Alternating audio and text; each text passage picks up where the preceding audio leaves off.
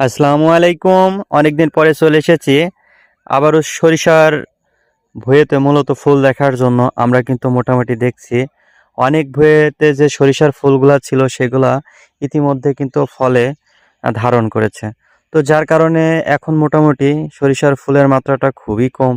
তো তারপরেও ভাবলাম আজকে আপনাদের একটু দেখাই কি অবস্থা আমাদের এখানে ফুলের। তো সব মিলে যদি আমি সামনের দিকে গুটি গুটি পাই একটু এগিয়ে যাই তাহলে বুঝতে পারবেন। আসলে আমি ভিডিওটা কিন্তু একটু জুম করে করছি, তো যার কারণে ভিডিওটা হয়তো ওইভাবে অতটা সুন্দর লাগবে না। আমি যদি আপনাদেরকে একটু সূর্যটা দেখাই, এই যে প্রায় ডুবন্ত কিন্তু ভাব, সূর্যটা কিছুক্ষণের ভিতরেই কিন্তু ডুবে যাবে এই যে। তো তারপরেও কিন্তু আমি ভিডিওটা করছি আপনাদের দেখানোর জন্য, সরি। আর এই যে রুবেল আছে, এছাড়াও রতন আছে, সব কিন্তু দাঁড়ায় আছে। তো পাশাপাশি কিন্তু আমি কিন্তু ভিডিওটা কন্টিনিউ করছি আর ডাইরেক্ট ভয়েস দিচ্ছি, কারণ এখন বর্তমানে কিন্তু ক্যাপকাটে অনেক বেশি সমস্যা চলছে। তো যার কারণে আমরা পরিপূর্ণ যে ভিডিওর ভয়েসটা দিব সেটা কিন্তু পরবর্তীতে এটা সমাধান করতে পারছি না, বিভিন্ন সমস্যা দেখা যাচ্ছে। তো যার কারণে যদি কারোর কাছে তেমন ক্যাপকাট থাকে ফ্রি ভার্সনের, তো সেটা চাইলে আমাকে দিতে পারেন। তো তার বিনিময়ে যদি কোনো টাকা লাগে সেটা অবশ্যই দেওয়ার চেষ্টা করব। তো অবশ্যই আপনারা আমার ভিডিওগুলো দেখবেন এবং কেমন লাগে সেটাও বলবেন।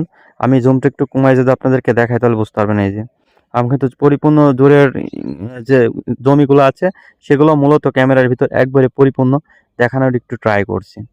তো আমাদের মাঠে কিন্তু এমন একটা সময় ছিল মনে হইতো যে হলুদের একটা মেলা। তো যার কারণে মাঝে মধ্যে আমরা কিন্তু এখানে মনের অজান্তে চলে আসতাম এই সুন্দর জায়গাটা পরিপূর্ণ মূলত উপভোগ করার জন্য। তো সব মিলে এই জায়গাটা আমার কাছে পার্সোনালি অনেক বেশি ভালো লাগে। তো যার কারণে মাঝে মধ্যেই মন চাইলেই কিন্তু আমি এখানে চলে আসি এবং আপনাদের সাথে এই জায়গাটা মাঝে মধ্যেই কিন্তু শেয়ার করি। অনেকে দেখা যাচ্ছে এই জায়গাটার লোকেশনটা জানেন না, আবার অনেক কাছে জানতে যাচ্ছেন যে ভাই এই জায়গাটা আসলে কোথায়। আমরা যদি শর্টকাটে বলতে চাই, থানা আলমডাঙ্গা, ডাউকি ইউনিয়ন, ছত্রপাড়া এবং অভয়নগর গ্রামের মাঝামাঝি মূলত এই সরিষার চাষ কিন্তু হয়ে থাকে।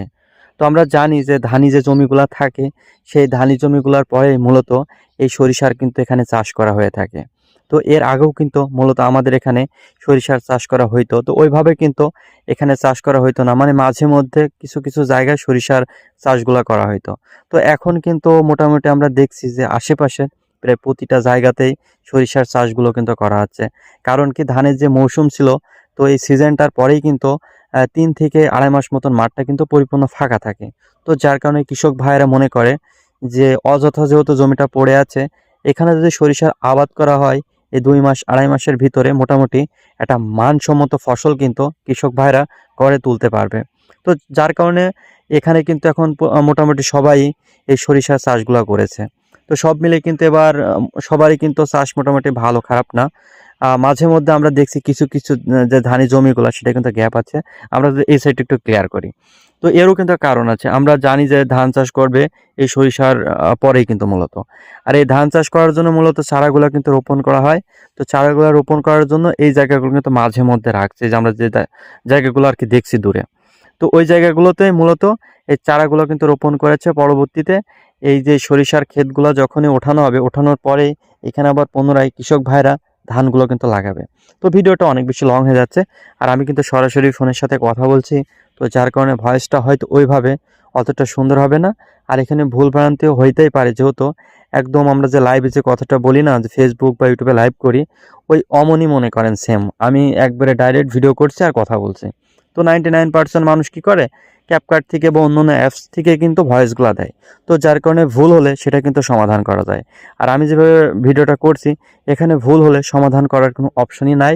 তো ভিডিওটা অনেক বেশি লং হয়ে যাচ্ছে, অনেক কথা বলে ফেলছে আপনাদের সাথে। তো আর আমার ভিডিওগুলো একটু বেশি বেশি শেয়ার করবেন এবং বেশি বেশি ভালোবাসা দিবেন।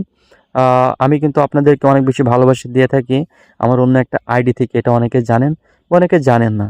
আপনাদের যদি আইডিটার নাম বলি অবশ্যই চেনবেন, মোহাম্মদ আনিসুর রহমান। তো এই আইডিটা মূলত আমি ইউজ করি। আর পার্সোনালি আমার তেমন কোনো আইডি কিন্তু নাই পেজ ছাড়া। তো সবাই ভালো থাকবেন, সুস্থ থাকবেন। আসসালামু আলাইকুম।